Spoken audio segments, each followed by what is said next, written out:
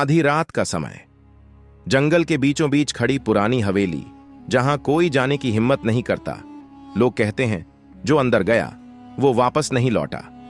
विक्रम, अर्जुन, समीर और नितिन, चार दोस्त जिन्होंने इस श्रापित हवेली की कहानियों को अफवाह समझकर अंदर जाने की ठानी।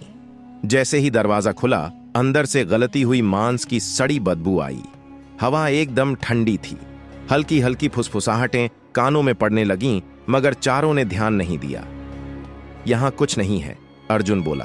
फिर अचानक सीढ़ियों पर भारी कदमों की गूंज हुई, मानो कोई नंगे पैर भागा हो। चारों ने ऊपर देखा। अंधेरे में एक परछाई हिली, फिर एक चीख, इतनी तेज कि कान सुन्न पड़ जाए। दीवारों पर धब्बे थे, गाढ़े लाल धब्बे। अर्जुन ने टॉर्च जलाई। टॉर्च की रोशनी जैसे ही दीवार पर पड़ी, अंदर से उभरे हुए नाखूनों के निशान दिखे, जैसे किसी ने नाखूनों से दीवार खुरची हो। समीर कांप उठा। भाई, ये खून सूखा नहीं, ताजा लग रहा है। अचानक विक्रम की गर्दन झटके से पीछे मुड़ गई।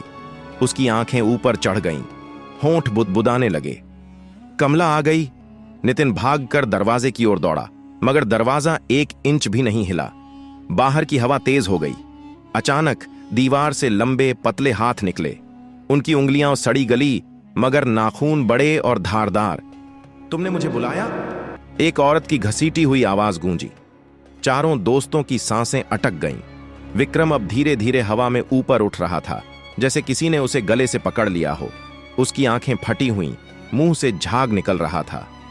वो आ रही है। सीढ़ियों पर कोई नंगे पैर धीरे धीरे उतर रहा था। कमला, लाल आंखें, चेहरा जला हुआ, होंठ सिले हुए और शरीर से खून टपक रहा था। उसकी हड्डियां चटखने की आवाज आ रही थी।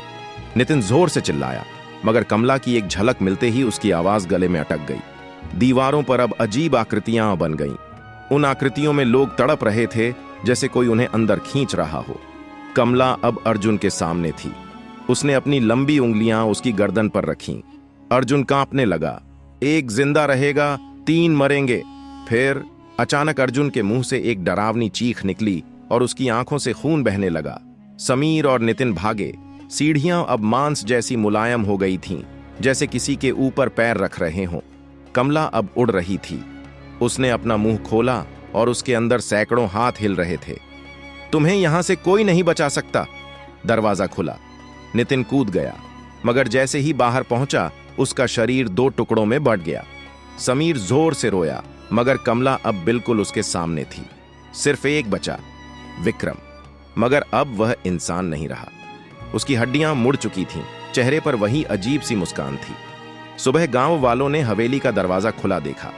अंदर सिर्फ एक आदमी पड़ा था, विक्रम। मगर उसकी आंखें खुली थीं और होंठों पर अजीब सी मुस्कान थी।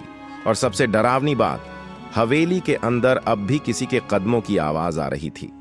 अगर आपको ऐसी ही रोंगटे खड़े कर देने वाली कहानियां पसंद हैं, तो जुड़े रहिए OM स्टोरी के साथ। यहां हर कहानी आपको डर, रोमांच और रहस्य की गहरी दुनिया में ले जाएगी, क्योंकि कुछ कहानियां सिर्फ सुनी नहीं, महसूस की जाती हैं। वीडियो को लाइक करें, शेयर करें और चैनल को सब्सक्राइब करना ना भूलें।